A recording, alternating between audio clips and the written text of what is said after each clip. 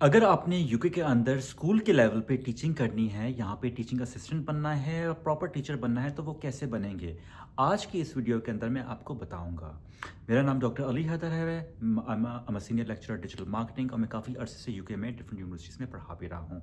अब बहुत सारे मेरे पास स्टूडेंट्स आते हैं, वो मुझसे कहते हैं सर हमारी जॉब नहीं हो रही, हमें टेक ओवर में भी जॉब नहीं मिल रही या हमें डिलीवरी भी नहीं कर सकते हैं, कोई और हमें बिज़नेस हमें ले भी नहीं रहा। तो मैं इनको बोलता हूँ, यार आपने टीचिंग देखा है? स्पेशली टीचिंग असिस्टेंट देखा है? वो कहते हैं सर ये क्या होता है, हमें तो नहीं पता। मैं कहता हूँ भाई क्यों नहीं देखते हो यार, यहाँ पे जॉब अच्छी खासी अवेलेबल हैं, लेकिन क्योंकि आपको आइडिया नहीं है, आपने कभी देखा नहीं है उस चीज़ को, तो आपको पता नहीं है और उस अपॉर्चुनिटी को आप मिस कर लेते हो। तो फॉर एग्जाम्पल, अगर आपको यूके के अंदर टीचिंग असिस्टेंट बनना है, टीचर असिस्टेंट बनना है, टीचिंग असिस्टेंट बनना है, उसके लिए आपको कम से कम बैचलर्स की डिग्री होनी चाहिए। ये पहली रिक्वायरमेंट है जो मेजॉरिटी ऑफ द स्टूडेंट्स के पास होती है। ठीक है। सेकेंड रिक्वायरमेंट होती है, और अगर ना भी हो उसके बगैर भी कहीं बहुत जगह पे काम चल जाता है, लेकिन अगर हो तो अच्छा होता है। अब ये रिक्वायरमेंट जब आपके पास होती है तो सेकंड चीज़ आपको ने करना है कि आपके जिस मोहल्ले में आप रह रहे हो, किस शहर में आप रह रहे हो, आइडेंटिफाई करो वहाँ पे 4 से 5 स्कूल्स आपके करीबी 5 माइल्स रेडियस में। उनकी जाके वेबसाइट्स के ऊपर, उनकी करियर साइट्स पे जाके देखो कि क्या वहाँ पे टीचिंग असिस्टेंट की ज़रूरत है या नहीं। Most of the time in लोगों को टीचिंग असिस्टेंट की ज़रूरत होती है स्कूल्स लेवल पे ना, और इसमें कोई रिक्वायरमेंट भी बहुत ज़्यादा नहीं होती हैं। तो अगर आप अगर आप देखेंगे, अगर कोई वैकेंसी आ रही है टीचिंग असिस्टेंट की, आप अप्लाई करते हैं क्योंकि आपके पास डिग्री है, थोड़ा बहुत आपने पढ़ा हुआ भी है, तो आपके पास चांसेस ज़्यादा हो जाते हैं। ठीक है। एक चीज़ तो ये। सेकंड चीज़ ये कि आपने देखा वेबसाइट्स पे गए स्कूल्स की, आपको अपॉर्चुनिटीज़ नज़र नहीं आई, या आपके इंटरव्यूज़ हुए, आपने आपने सीवी फेंकी, आपको कोई जवाब नहीं आया। अब इसमें क्या है, थोड़ी सी स्ट्रेटजी अपनी चेंज करें। किस तरह? अगेन, आप जिस शहर में हैं वहां पे गूगल करें teaching agencies, okay, teaching consultant agencies. उनको जब आप गूगल करेंगे ना, तो आपको आइडेंटिफाई करेंगे कुछ एजेंसीज, यहाँ पे रिक्रूटमेंट एजेंसीज होती हैं, टीचिंग रिक्रूटमेंट एजेंसीज होती हैं, जिनका काम सिर्फ यही होता है कि वो स्कूल्स को टीचर्स या असिस्टेंट टीचर्स हायर कर करके दें। ठीक है। आप उनको आइडेंटिफाई करें, गूगल पे सब मिल जाता है। उनके पास जाएं, सिर्फ ईमेल ना करें अपनी सीवी, प्रॉपर जाएं फिजिकली उनके पास, उनसे मीटिंग करें, उनको अपनी सीवी दिखाएं। ठीक है। और उनसे कहें कि मैं इंटरेस्टेड हूं टीचिंग असिस्टेंट के लिए, काइंडली आप मुझे बताएं अगर आपको कोई अपॉर्चुनिटी आती है। वो लोग क्या करेंगे, वो आपका नाम, आपकी सीवी अपने पास रख लेंगे, एंड नेक्स्ट टाइम अगर किसी स्कूल से कोई वैकेंसी आ रही होती है, तो आप you will be one of those people जिनको वो पहले नोटिफाई करेंगे। क्योंकि बहुत दफ़ा ऐसा भी होता है स्कूल्स लेवल के ऊपर, वो बताते नहीं है, वो पब्लिश नहीं करते अखबार के अंदर कि हमें टीचर असिस्टेंट चाहिए या हमें टीचर्स चाहिए। वो बहुत दफ़ा ऐसा करते हैं, अपने टाइम बचाने के लिए वो इन टीचिंग रिक्रूटमेंट फर्म्स को हायर कर लेते हैं। तो अगर वहाँ पे ऑलरेडी आपकी सीवी होगी उनके पास, आपके चांसेस ज़्यादा हो जाते हैं जॉब मिलने के। ठीक है। साथ साथ टीचिंग रिक्रूटमेंट फर्म्स का ये फायदा भी है कि वो आपकी हेल्प करेंगे in terms of polishing your CV. कोई उसमें अगर मसला होगा तो वो आइडेंटिफाई कर देंगी।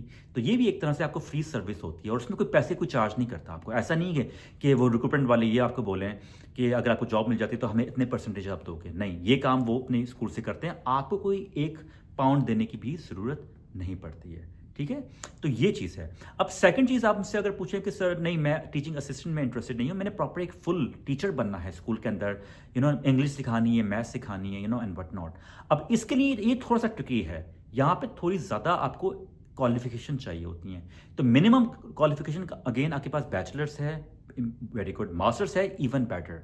ठीक है। लेकिन सिर्फ डिग्री यहाँ पे काम नहीं आती है, यहाँ पे आपको टीचिंग डिप्लोमा भी चाहिए होता है, जिसको हम पोस्ट ग्रेजुएट टीचिंग डिप्लोमा कहते हैं। ठीक है। अब कुछ यूनिवर्सिटीज़ हैं जो ये करवाती हैं। तो फॉर एग्जांपल, अगर आपने टीचर बनना है यहाँ पे, तो आपने पोस्ट ग्रेजुएट टीचिंग डिप्लोमा करना है। अब आप मैथ्स के टीचर हो, मैथ्स पढ़ाना चाहते हो, आप करोगे post graduate teaching diploma in maths. अगर आप बायोलॉजी के हो तो वो डिप्लोमा बायोलॉजी का होगा, इंग्लिश का होगा, उर्दू का, और वट एवर। ठीक है। वो करना है क्योंकि that is one of the criterias. बहुत दफ़ा ऐसा भी होता है कि जो स्कूल्स होते हैं, वो बाकायदा वो रिक्वायरमेंट्स होती है, वो लिखे हुए होते हैं कि आपने, ठीक है, बैचलर्स किया हो, ठीक है, मास्टर्स किया हो, लेकिन अगर आपने टीचिंग डिप्लोमा भी किया है तो हम आपको प्रायोरिटी देंगे। ठीक है।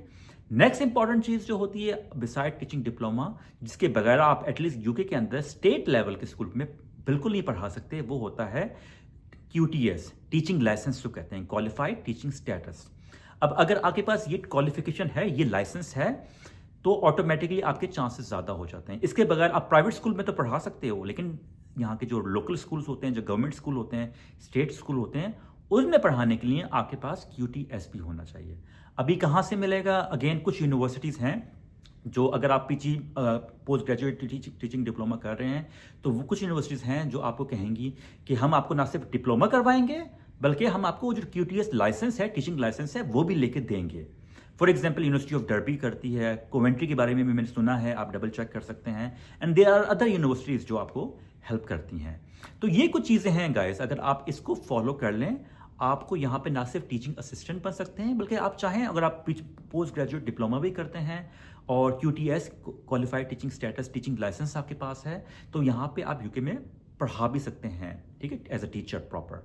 अब इसमें यह कि जॉब्स कैसी है, देखें, अब डिपेंड ये करता है कि अगर आप मैथ्स के टीचर हैं, फिजिक्स के टीचर हैं, साइंसेस के टीचर हैं, कंप्यूटर्स के टीचर हैं, ऑटोमेटिकली ये प्रोफेशंस जो हैं ये काफ़ी डिमांड में हैं, तो आपके चांसेस यहाँ पे काफ़ी ज़्यादा हो जाते हैं कंपेयर टू अगर आपको सिर्फ इंग्लिश के टीचर हैं।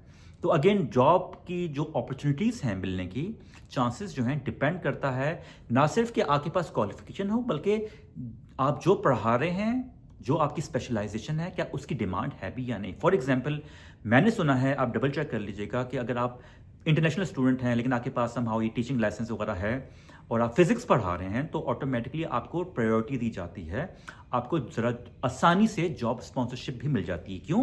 क्योंकि टीचर्स यहाँ पे जो फिजिक्स के स्कूल लेवल पे हैं वो बहुत कम है, ऐसे लोगों की ज़रूरत है। सेम गोज फॉर केमिस्ट्री और फिर अदर सब्जेक्ट्स एज वेल।